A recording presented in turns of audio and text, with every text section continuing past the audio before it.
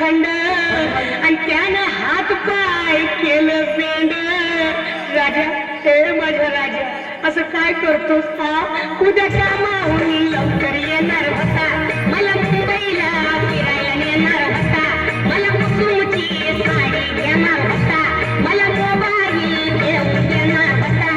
राजा, हे माझ्या सोन्या, किती रडवशील मोबाईल साठी. एकदाच देऊन टाकलं मला मोबाईल आणि होईन मोकळा. तुझा मोबाईल कुणी नेला आणि गेला बाई माझा राजा गेला, अगं गेला बाई माझा राजा गेला.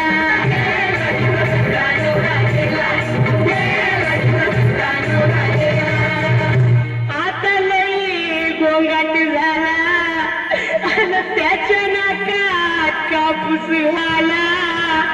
साऱ्या अंगाला लावा तूप आणि तूप आवडत होत खूप.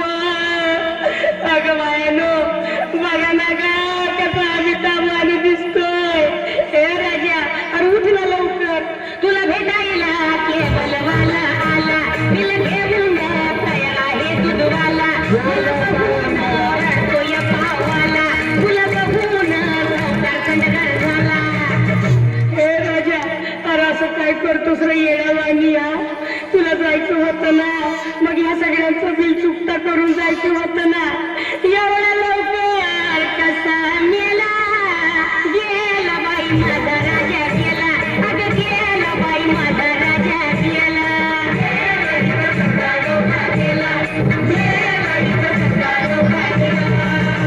या ग बायानो चला, माझ्या सोन्याला आंघोळ घाला, आधी सारं काम सोडा, त्याची चैन आणती काढा.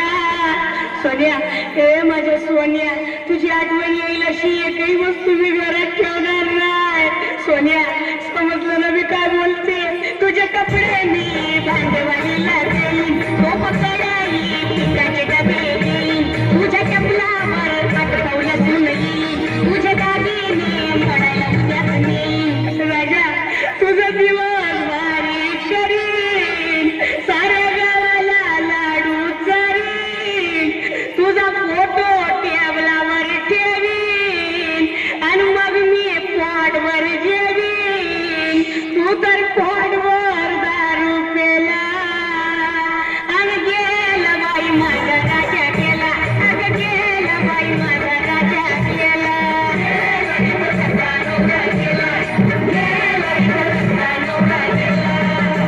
माझा राजा खरंच मेला, माझा पोपट उडून गेला, आता कुठं शोधू त्याला?